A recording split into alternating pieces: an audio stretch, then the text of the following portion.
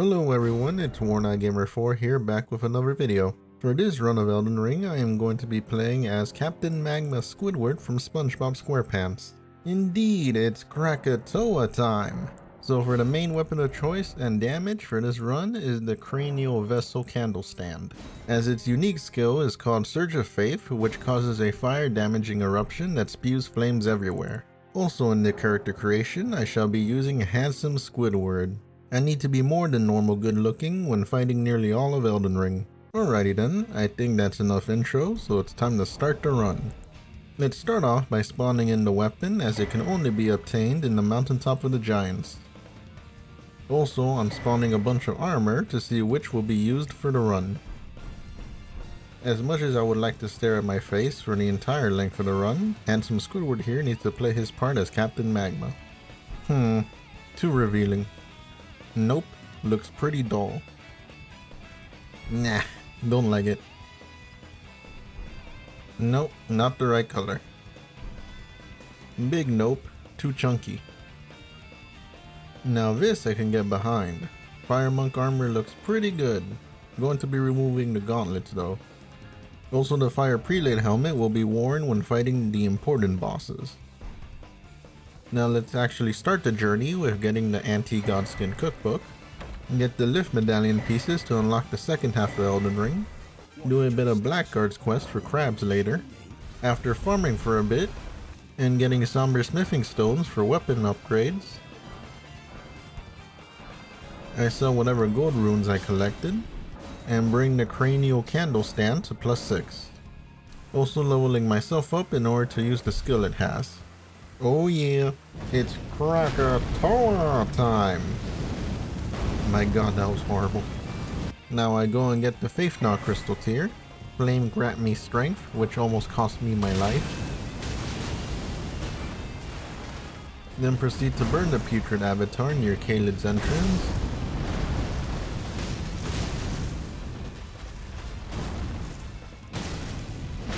In order to get the Flame Shrouding crack tier. Obtain the Fire Scorpion charm, delete the boss at the Lux Ruins, to get the Ritual Sword Talisman, and after eliminating Frenzy Worshippers through the floor, I loot the Howl of Shabriri, which will replace the Flame Grant Me Strength incantation. And then I go and get the Golden Vow incantation, along with me getting destroyed by the invader. And with all that collected for now, it's time to fight Margit. Margit's fight was a fast one and brute forced, with me not caring if I took damage.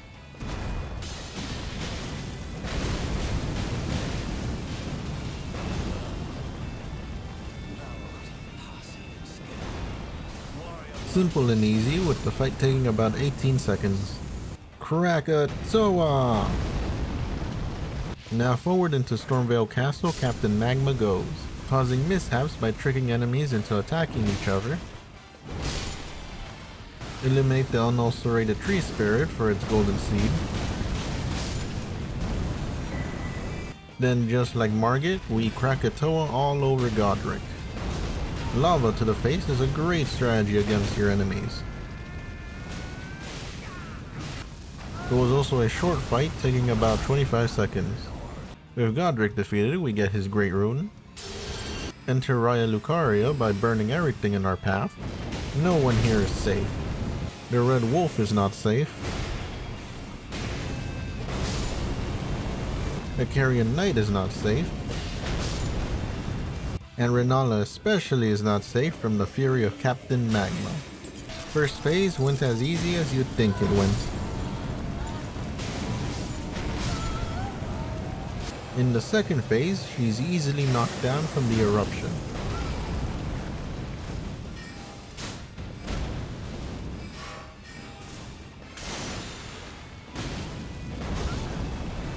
The only reason why it took a bit long to beat her was because of the summons she loves to spam out.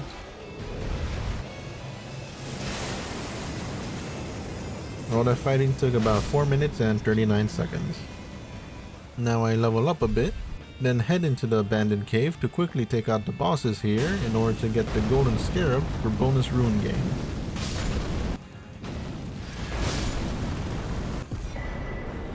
Now Now I attempt Radahn for a bit, but get my ass handed to me 2 times.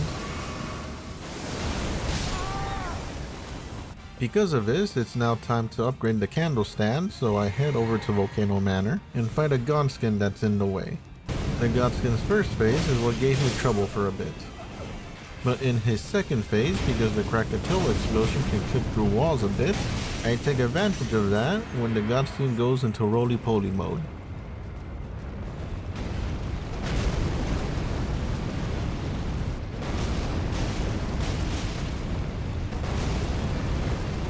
With the Godskin dead, I gain access to the Somber 7 smithing stone, then go to Dragon Barrel to get version 8 and 9 of the stone.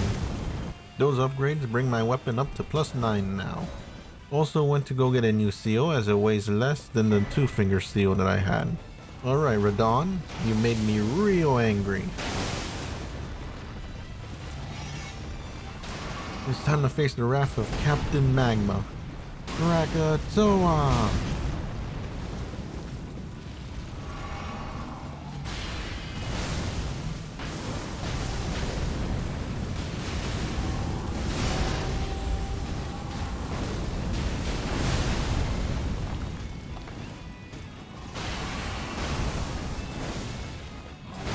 Poor Radahn only lasted about 55 seconds, and I had 2 deaths. With Radahn defeated, it's time to start collecting cracked pots, because I completely forgot that it's possible to douse enemies in oil. Also, the Nomadic Warriors Cookbook 17 in the Siofa River is required. Also need a whole lot of melted mushrooms for crafting. Now I fight my doppelganger, the evil Captain Magma from an alternate dimension. No mercy here, evildoer. Next boss is the zombie deer, where I brute force my way to victory. Poor guy lasted about 42 seconds. Now it's time for the Valiant Gargoyles, which is quite the unfair fight. They also loved to vomit on me. Especially on multiple occasions.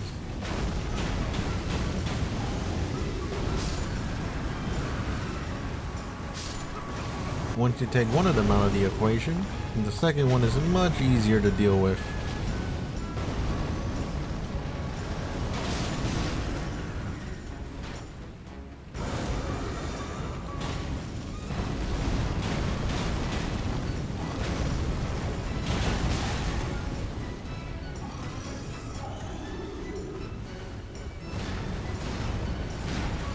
After this epic close call, the Valiant Gargoyles took about 2 minutes and 48 seconds to defeat, and I died 4 times against them.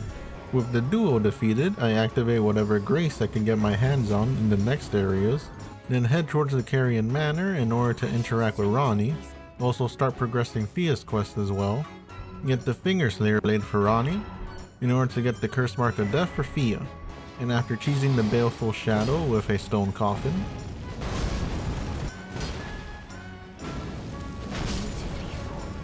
it's time to head into the rock coffin. Dear Lord the Trauma. Look at this handsome octopus human hybrid. Now it's time to fight Astel. For Astel, he would give opportunities for attacks whenever he decides to do his long swinging swipe. And because of Krakatoa's slow recovery, it usually gets me hit with any follow-up attack that he throws out.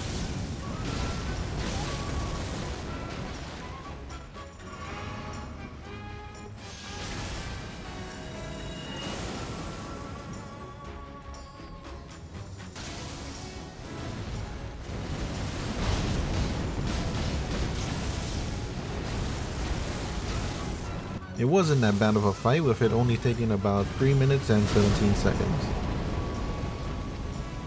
Now's a good time to level up a bit in order to go and fight Fia's champions, who all of them pretty much just drop like flies.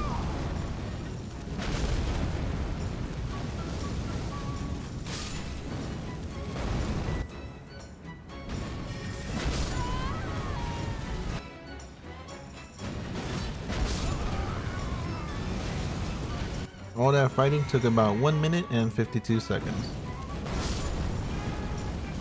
With the champions defeated, it's Lichdragon's turn to face Captain Magma.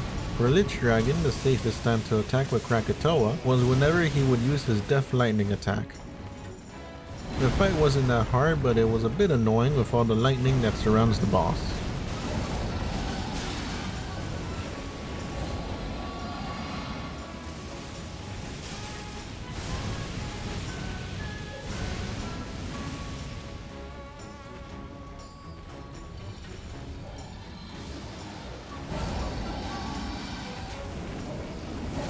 The fight took about 2 minutes and 34 seconds to complete.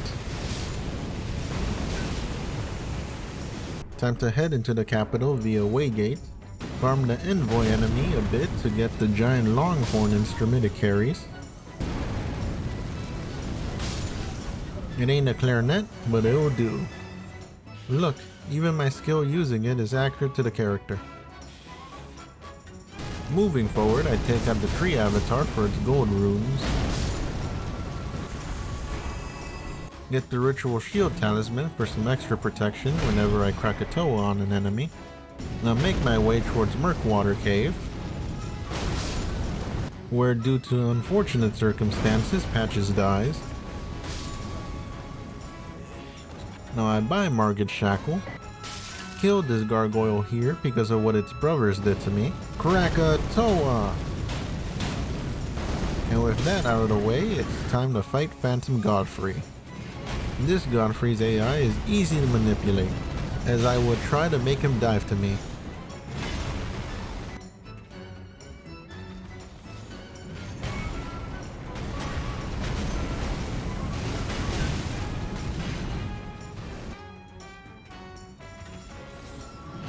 Poor Phantom only lasted about 1 minute and 13 seconds. Victory, Clarinet! But before moving forward to fight Morgott, I go and farm the Highwayman Cloth Armor. Now here I am looking like good old normal Squidward. You and me, Morgott, one-on-one. But you might be wondering who this handsome guy might be. Well, it is I, Captain Magma, here ready to erupt all over you. No, wait a minute, that sounded better in my head. Anyways, after I oil up Morgott pretty good, his health bar pretty much just evaporates into oblivion.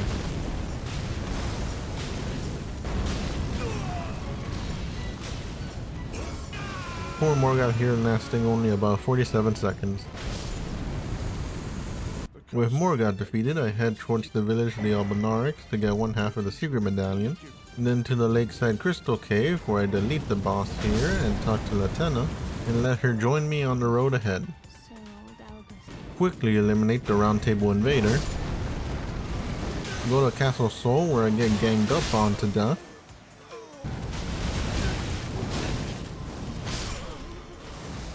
Start taking down the walking mausoleums in order to clone Radagon's remembrance runes. And after a pretty big level up, I go and fight Fire Giant. Now fighting Fire Giant wasn't too hard.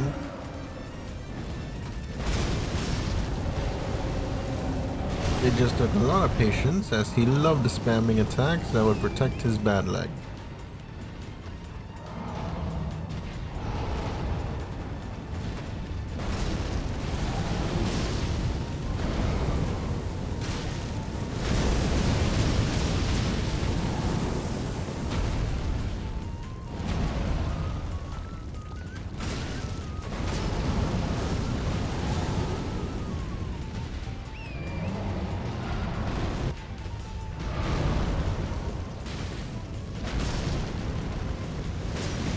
For the second phase, it was all about waiting for Fire Giant to do his more slower attacks.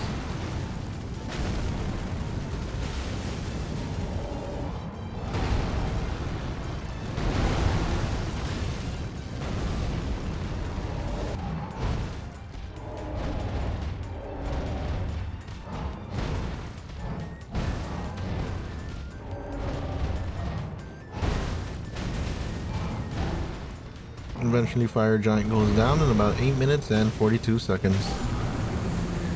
With Fire Giant defeated, I make a quick visit to Alexander here just chilling in the lava.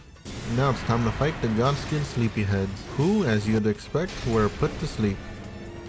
And after buffing for a bit, I unleashed a Wrath of Krakatoa on them, killing them both.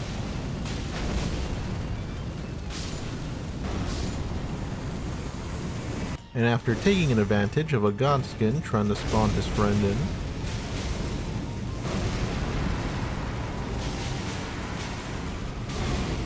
they both eventually submit to the power of Captain Magma, with the entire fight taking about 1 minute and 36 seconds. Time to make my way over to Alexander's location and challenge him. He's immune to fire damage, which in turn makes him immune to Krakatoa. But after I run out of FP to use, the Candlestand skill starts to do normal physical damage. With Alexander defeated, he gives us his shard, which increases our skill damage even further. Also here I play the clarinet in honor of Alexander. This handsome lad is near at full power now. Now it's time to challenge Castle Sol. I first start off by eliminating the first summon he spawned instantly. Then using my handsomeness, I seduced the second one to aid me in this battle. He didn't do much, but at least he served as a distraction. Now the fight is all about dodging Commander Niall's rush attack, then hope that I don't get comboed to death while I use the candle stand.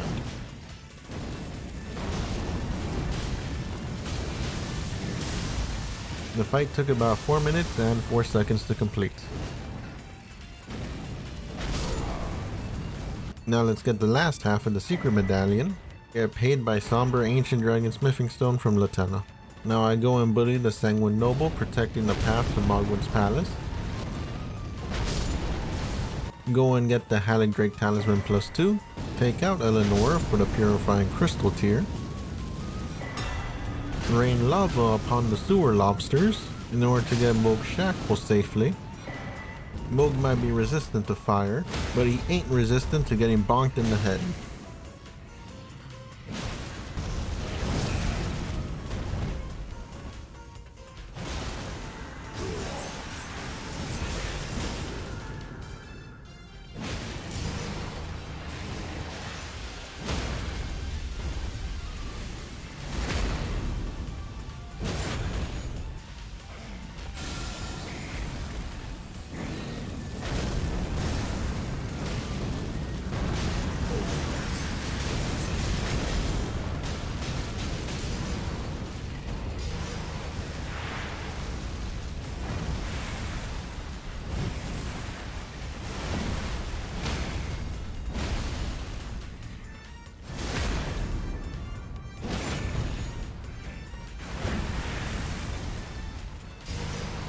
The fight took about 5 minutes and 7 seconds.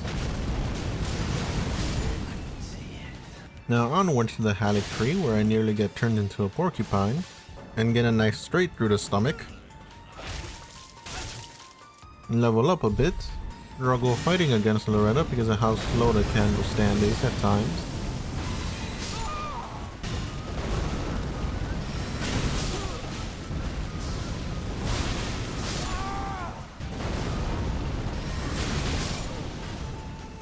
Because of this, I go and get the Barrier of Gold incantation and the Spelldrake Talisman +2. Now her magic can't do shit to me, which made the fight pretty easy as most of her attacks cause magic damage.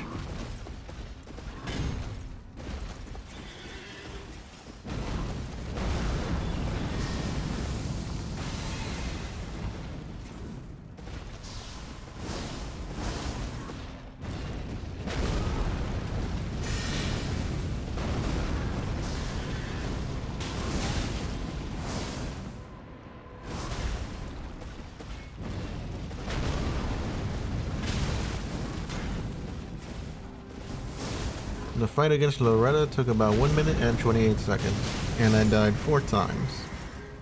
Now further down the Haligtree, I get absolutely demolished. Get the Dragon Crest Great Shield Talisman, buy a bunch of crabs from Seafood Bro, then go and challenge the Dragonlord.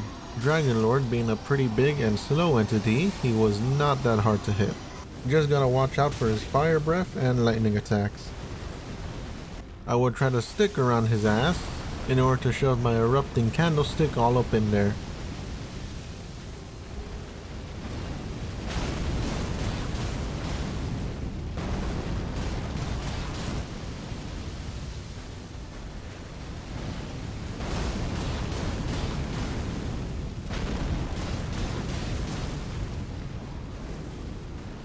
With the laser breath attack giving me good opportunity for damage, he eventually couldn't take the heat anymore.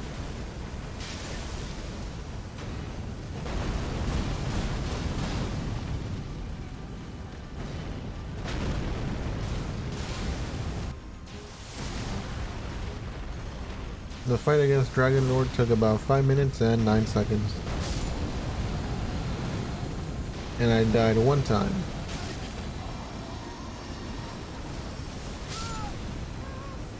Fully level up the candle stand, which I forgot to do earlier. Now it's time to fight Malenia, which I could have beaten in my first attempt if she didn't recover an unfair amount of health from her thrust attack. Also, staying locked in the skills animation is a major vulnerability when fighting against her. Fighting Malenia will never not be scary, as bad RNG can cause a wipe. For her first phase, I baited out attacks till she used her more slower ones, allowing me to deal damage and pray that she'd get knocked down.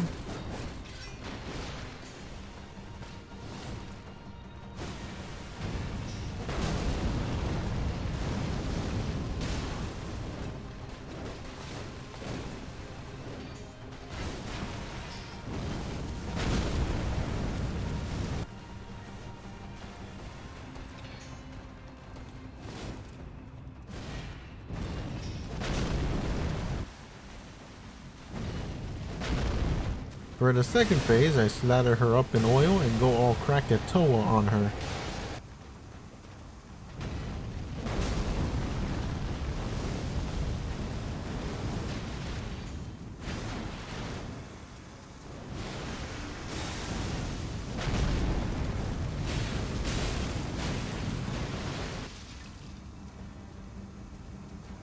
Also survived a point-blank waterfowl dance to the face. I'm honestly surprised I lived through that. Thank God she's weak to fire. The fight against her took about 4 minutes and 46 seconds. With Malenia done, I go and fight the tree sentinel in front of Maliketh's arena. This sentinel was a bit annoying to fight, as whenever the eruption shockwave hit, it allowed him to recover faster, leading me to get hit.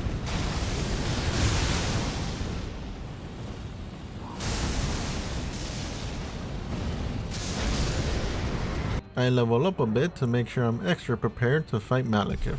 At the start of the first phase, it was an exchange of blows at first, which almost led me to my death. But with the amount of damage the Krakatoa eruption inflicts, the fight quickly goes to phase 2. Second phase was pretty easy because of the amount of damage I do to him. Just need to make sure that I dodge his more deadlier attacks.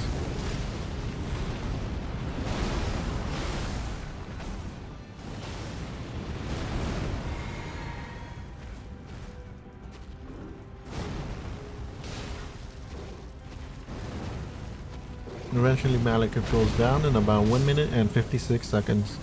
The next fight is now Gideon. The fight could have gone faster if I didn't hit him with the start animation of the candle stand first.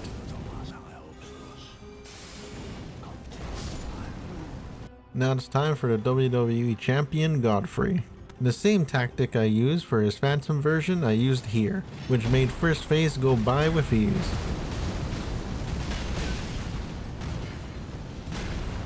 Although I did screw up in the Mega Stomp transition.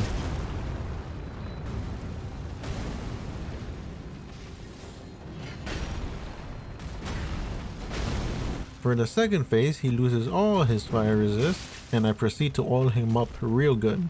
All that oil might make him look better, but it means nothing when I can light him up with a candlestick and send him ablaze. This made second phase pretty easy. He barely did much against me. It's also funny how his last power-up led to his fall. with the fight taking about 2 minutes and 48 seconds to complete. Now onwards to the final bosses. Also, here are my stats if you're curious.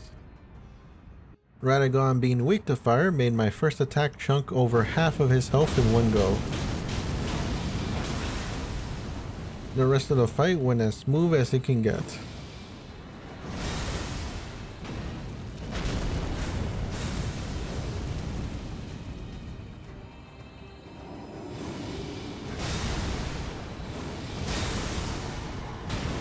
With Radagon down, Squidward screams in rage one more time, thinking about SpongeBob. And now I'm prepared to fight the final boss of the game.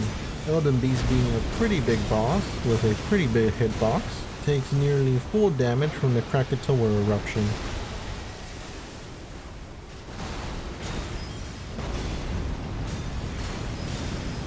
With most of the beast's health gone so early, the rest of the fight was just dodging its projectile spam and trying to catch up to it.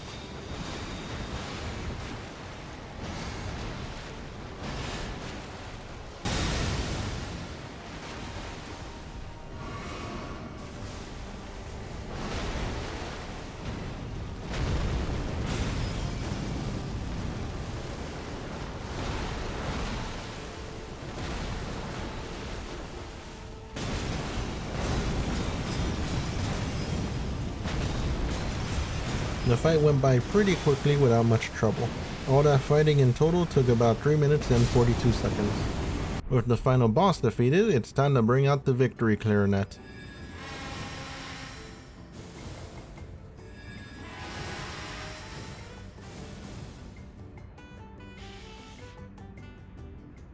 And there you have it, folks. The game has been beaten by playing as Captain Magma and handsome Squidward from SpongeBob SquarePants. This run honestly at first was going to be a challenge run, which I was going to use only the cranial candle stand Ash of War to beat the game. But because the weapon was an erupting head, it reminded me of the good old-fashioned SpongeBob episode where they become superheroes trying to help Mermaid Man in this fight against evil. So the plan evolved from a simple challenge run to a cosplay challenge run. Also, being handsome Squidward was a plus. I mean, come on, who wouldn't want to be this handsome in Elden Ring? Also, the cranial vessel candle stand is a pretty good weapon with a solid Ash of War on it. Very good for PvE, especially if the enemy has low fire resist. You just gotta get the weapon in the mountaintop of the giants first, in the hero's grave dungeon that is up there. Highly recommend this weapon for use.